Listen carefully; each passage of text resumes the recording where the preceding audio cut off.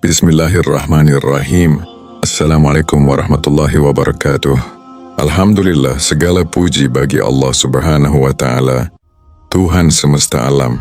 Dialah yang telah memberikan kita nikmat iman, nikmat Islam, dan nikmat kesempatan untuk menonton cerita Islam bersama ini. Shalawat dan salam semoga selalu tercurah kepada junjungan kita, Nabi besar Muhammad Shallallahu Alaihi Wasallam, kepada keluarga beliau, para sahabat beliau, dan seluruh umat Islam yang istiqamah mengikuti sunnah beliau hingga hari kiamat. Jangan lupa like, comment, dan subscribe agar kita bisa sama-sama belajar tentang Islam. Salat adalah tiang agama yang sering diabaikan. Sebuah rumah megah yang indah, lengkap dengan segala fasilitasnya. Tapi tanpa tiang penyangga, rumah itu tak akan berdiri lama. Begitu pula Islam. Rasulullah SAW pernah bersabda, "Salat adalah tiang agama. Siapa yang menegakkannya berarti ia telah menegakkan agama, dan siapa yang meninggalkannya berarti ia telah merobohkan agama." Hadis riwayat Baihaqi. Namun realitanya, banyak di antara kita yang menjadikan salat sebagai pilihan terakhir, bukan kebutuhan utama. Apakah karena kesibukan, atau karena malas, atau kita belum menyadari dahsyatnya jika salat ditinggalkan? Sebelum kita memahami akibat meninggalkan salat, mari pahami dahulu seberapa agung ibadah ini di mata Allah. Dalam perjalanan Isra Mi'raj, Rasulullah SAW menerima perintah salat langsung dari Allah tanpa perantara Jibril. Ini menjadi satu-satunya ibadah yang diperintahkan langsung di atas langit ketujuh. Sesungguhnya amal yang pertama kali dihisab dari seorang hamba pada hari kiamat adalah salat. Hadis riwayat Abu Dawud. Rasulullah SAW bersabda, "Barang siapa yang menjaga salat, maka salat itu akan menjadi cahaya, bukti dan penyelamat baginya di hari kiamat. Dan barang siapa yang tidak menjaganya, maka tidak ada cahaya, tidak ada bukti, dan tidak ada keselamatan baginya. Dan pada hari kiamat ia akan dikumpulkan bersama Qarun, Fir'aun, Haman, dan Ubay bin Khalaf." Hadis riwayat Ahmad. Orang yang meninggalkan salat akan dikumpulkan bersama musuh-musuh Allah yang paling keji. Kenapa? Karena meninggalkan salat adalah bentuk pemberontakan terhadap perintah Allah yang paling mendasar. Seseorang yang terbiasa meninggalkan salat akan kehilangan kepekaan terhadap dosa. Awalnya mungkin merasa bersalah, tapi lama-kelamaan biasa saja. Inilah yang disebut hati yang mengeras. Allah berfirman, "Maka kecelakaanlah bagi orang-orang yang lalai dari salatnya." Quran Surat Al-Ma'un. Salat adalah penghubung ruhani antara hamba dan Tuhannya. Tanpa salat, seseorang mungkin tetap hidup secara fisik, tapi ruhnya seperti kering kerontang. Para malaikat mencatat amal dan memohonkan ampun. Tapi ketika seseorang meninggalkan salat, dia seperti memutus jaringannya dengan langit. Suatu hari Abdullah bin Mas'ud bertanya kepada Rasulullah SAW, "Ya Rasulullah, amal apakah yang paling dicintai oleh Allah?" Rasulullah SAW menjawab, "Salat pada waktunya." Hadis riwayat Bukhari dan Muslim. Lalu ia bertanya lagi, "Kemudian apa?" Rasulullah menjawab, "Berbakti kepada orang tua."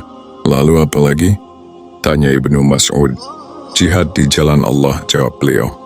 Dari sini kita tahu bahwa prioritas pertama di sisi Allah bukan amal besar seperti jihad, bukan pula sedekah berjuta-juta, tapi salat tepat waktu. Rasulullah SAW bersabda, "Perjanjian antara kami dan mereka adalah salat. Barang siapa meninggalkannya maka dia telah kafir." Hadis riwayat Ahmad, Abu Dawud, dan Tirmizi. Rasulullah SAW dalam sebuah mimpi yang dibimbing oleh malaikat Jibril dan Mikail melihat beberapa orang disiksa. Salah satunya adalah orang yang kepalanya dihancurkan batu karena ia tidur dari salat wajib. Tidak dianggap bagian dari umat Rasulullah. Tidak ada bagian dalam Islam bagi orang yang tidak salat. Hadis riwayat Ahmad. Di padang mahsyar seseorang menangis dan memohon, "Ya Allah, izinkan aku kembali ke dunia hanya untuk sujud satu kali kepadamu." Namun semuanya telah terlambat, dan pada hari itu mereka diseru untuk bersujud. tetapi mereka tidak mampu. Quran Surat Al-Qalam ayat 42. Rasulullah SAW menyampaikan bahwa orang-orang yang lalai dalam salat akan diseret ke neraka sakar. Apa yang memasukkan kamu ke dalam sakar neraka? Mereka menjawab, kami dahulu tidak termasuk orang-orang yang mengerjakan salat. Quran Surat Al-Muddatsir. Ya, tidak semua orang mudah bangun subuh. Tidak semua orang mudah meninggalkan kerja demi salat. Tapi kita hanya punya dua pilihan, lelah karena salat atau lelah karena azab. Allah berfirman, sesungguhnya salat itu berat kecuali bagi orang-orang yang khusyuk. Quran Surat Al-Baqarah ayat 45. Orang yang meremehkan salat akan berhadapan dengan akhir hidup yang kelam. Dalam banyak kisah para ulama terlihat bahwa orang yang meninggalkan salat sulit mengucap syahadat saat sakaratul maut. Wajahnya menjadi gelap, tubuhnya kaku, bahkan menebar bau busuk saat wafat. Ketika napas terakhir Rasulullah SAW hampir tiba, beliau tak berhenti mengingatkan umatnya, As-sholat, as-sholat, wa ma malakat aimanukum. Sholat, sholat. Dan perhatikan hamba sahaya kalian, dalam sekaratnya Rasulullah tetap menyebutkan sholat, seolah-olah beliau ingin berkata, wahai umatku, jangan tinggalkan sholat. Itu tali terakhir antara kita dan Allah. Umar pernah memukul seorang lelaki karena tak ikut sholat berjamaah. Ia berkata, tidak ada hak bagimu di Madinah jika engkau meninggalkan sholat berjamaah. Seorang pemuda di zaman modern mengaku telah jauh dari agama. Namun ketika ia mencoba sujud untuk pertama kalinya setelah bertahun-tahun, ia menangis terseduh. Ia berkata, saya tidak tahu apa yang terjadi, tapi saya merasa seperti kembali pulang. Tak hanya meninggalkan, tapi sholat dengan lalai pun bisa sia-sia seperti sholat terburu-buru, tidak tumanina, tidak memahami arti, sholat hanya sebagai rutinitas. Allah berfirman, maka celakalah bagi orang-orang yang sholat, yaitu orang-orang yang lalai dari sholatnya. Quran Surat Al-Ma'un. Allah itu Maha Pengampun. Sesungguhnya Allah mengampuni semua dosa. Mayoritas ulama sepakat, bila mampu sholat yang tertinggal harus diqadha. Bangun kedisiplinan spiritual. Mulailah dengan niat kuat. Pasang alarm. Minta keluarga saling ingatkan. Dekatkan diri pada masjid. Lingkungan masjid menciptakan atmosfer ruhani yang kuat. Bayangkan hari ketika bumi ini tak lagi berputar. Ketika sangkakala ditiup. Dan semua manusia berlarian tak tentu arah.